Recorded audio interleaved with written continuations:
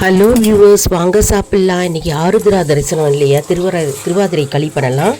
அதாவது அரிசி 1 cup, பைத்தம்பருப்பு 1/4 cup எடுத்துகிட்டு உடச்சிக்கணும் மிக்சியில். அதாவது நைஸ் ரவாவை உடச்சிக்கணுங்க.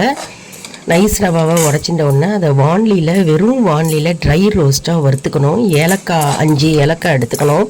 லேசாக வறுத்துண்டா நல்லா பொடி பண்ணுறதுக்கு ஈஸியாக இருக்கும் ஏலக்காவை. அதனால தான் சேர்த்து அதோடயே வறுத்துன்ட்டேன்.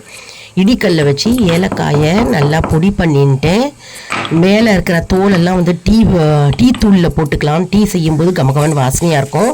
கூட்டுக்கு தேங்காய், மிளகாய் வற்றல் 5, வெந்தயம், கடலைப்பருப்பு, உளுத்தம்பருப்பு, சீரகம், மிளகு சீரகம் போட்டு லேசாக ட்ரை ரோஸ்ட் பண்ணிக்கிறோம். இதை நம்ம மிக்சியில் அரைச்சிப்போம். அப்புறம் கூட்டுக்கு 7 காய் கூட்டுங்க. வேர்க்கடலை, மொச்சை, அவரைக்காய், உருளைக்கிழங்கு, சேப்பங்கிழங்கு, வெள்ளிக்கிழங்கு, அப்புறம் மஞ்சப்பொடி, உப்பு, பெருங்காயம் போட்டுருக்கோம்.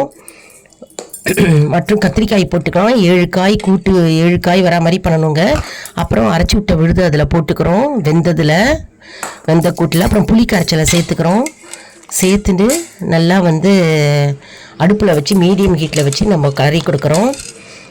இதில் பெருங்காயம், உப்பு, மஞ்சத்தூள் போட்டுருக்கோம். அரைச்சி விட்ட விழுதும் போட்டுட்டோம். கமகமன் வாசனையான 7 காய் கூட்டு ரெடிங்க. இன்றைக்கி அதை தான் செய்யணும். அதான் ஸ்பெஷல் நமக்கு இன்றைக்கி பகவானுக்கு நெய்வேத்தியம். அப்புறம் களி ரெடியாக எடுத்து பாருங்கள்.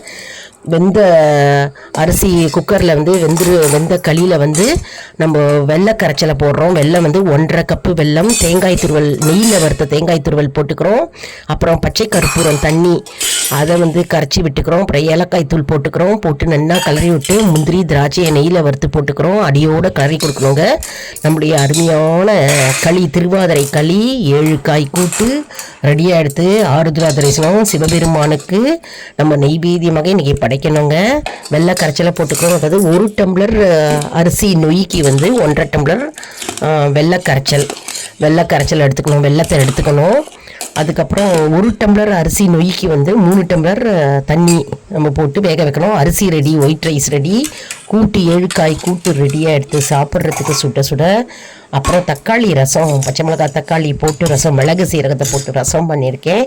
அப்புறம் தயிர் ரெடியாக எடுத்து, அப்புறம் நம்மளுடைய அருமையான திருவாதிரை களி ரெடியாக எடுத்து கமகமன்னு நெய் ஊற்றி சாப்பிடும்போது அவ்வளோ எக்கச்சக்கமாக டேஸ்ட்டு சூப்பராக இருந்ததுங்க. அருமையாக இருக்குங்க. எல்லோரும் செஞ்சு பாருங்கள். பிகினர்ஸ் செஞ்சு பார்க்கலாம். மற்றும் ஹாஸ்டலைட்ஸ்க்கு ரொம்ப யூஸ்ஃபுல்லாக இருக்கும்.